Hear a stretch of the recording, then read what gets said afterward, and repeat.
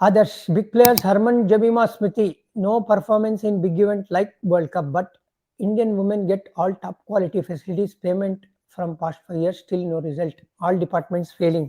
Others, ಸ್ವಲ್ಪ ತಾಳ್ಮೆನ ನಾವು ತೋರಿಸ್ಬೇಕು. ಯಾಕೆ ಗೊತ್ತಾ, ಯಾವುದೇ ಒಂದು ಪ್ಲೇಯರ್ ಬಗ್ಗೆ ನಾವು ಈ ತರ ಒಂದು ಸ್ಟೇಟ್ಮೆಂಟ್ ಪಾಸ್ ಮಾಡೋಕ್ಕಾಗೋದಿಲ್ಲ ಅಥವಾ ಜಡ್ಜ್ಮೆಂಟ್ ಪಾಸ್ ಮಾಡೋಕ್ಕಾಗೋದಿಲ್ಲ.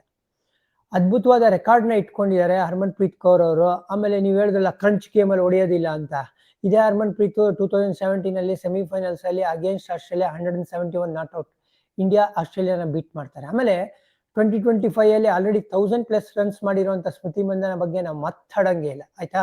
ಜಮೀಮಾ ರೋಡ್ರಿಕ್ಸು ಲಾಸ್ಟ್ ಮ್ಯಾಚ್ ಮುಂಚೆ ಈ ಪ್ರಶ್ನೆ ಕೇಳಿದ್ರೆ ಹೌದಪ್ಪ ನೀವು ಹೇಳೋದ್ರಲ್ಲಿ ಸತ್ಯ ಇದೆ ಅನ್ಕೋಬಹುದು. ಬಟ್ ಲಾಸ್ಟ್ ಮ್ಯಾಚ್ ಇಂಡಿಯಾ ಸೋತ್ರು ಕೂಡ ನನಗೆ ಜಮೀಮಾ ರೋಡ್ರಿಕ್ಸ್ ಅವ್ರು ಎದ್ವಾ ಇಂಪ್ರೆಸ್ ಮಾಡಿದ್ರು. ಒಂದು ಅವ್ರ ಬ್ಯಾಟಿಂಗ್ ಮೂಲಕ, ಎರಡನೇದು ಅವ್ರ ಫೀಲ್ಡಿಂಗ್ ಮೂಲಕ ಆ ಎನರ್ಜಿ ತಗೊಂಡ್ಬರ್ತಾರೆ. ಹಾಗಾಗಿ ನಾನು ಇನ್ನ ಅಷ್ಟೊಂದು ಇವ್ರನ್ನೆಲ್ಲ ರೈಟ್ ಆಫ್ ಮಾಡೋದಿಲ್ಲ ಸರ್.